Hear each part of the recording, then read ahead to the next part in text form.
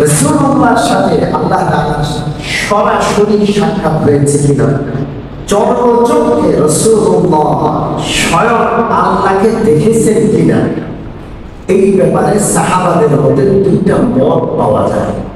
কয়টা মত? জোরে বলেন। এই যুগেও অনেক আলেম এই দুইটা মত, একটা মত কিছু আলেম পোষণ করেন, আরেকটা মতামত অপর পক্ষের আলেমরা পোষণ করেন। হযরত আম্মা জান আয়েশা বলে করতেন রাসূলুল্লাহ সচক্ষে আল্লাহকে দেখেন নাই, আম্মা জান আয়েশা বলে করতেন।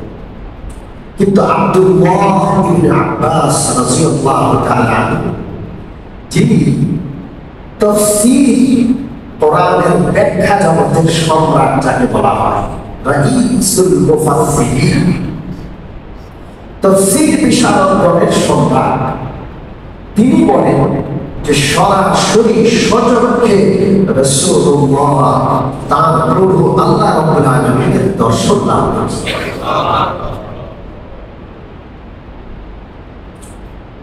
তিনি বিভিন্ন আয়াত দিয়ে হাদিস দিয়ে প্রমাণ করেছেন।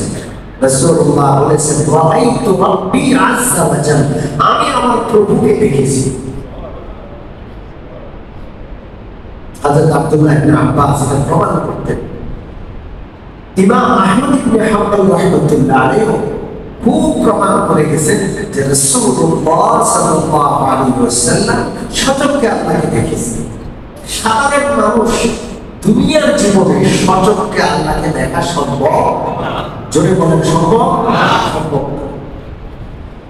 কিন্তু আল্লাহ রাসূলকে সেই চোখ কে দান করেছেন, আর সেটা দুনিয়াতে নয়, অর্থ জগতে নিয়ে স্বয়ং আল্লাহ তাআলা আরশে রাসূলুল্লাহকে নিয়ে গিয়ে দাওয়াত দিয়ে আল্লাহ তাআলা সচক্ষে তার দিদার, যেটা আমরা জান্নাতে সর্বশেষ লাভ করব, সেটা তার রাসূলকে মেরাজের রাতেই দিদার দান করে দিয়েছে।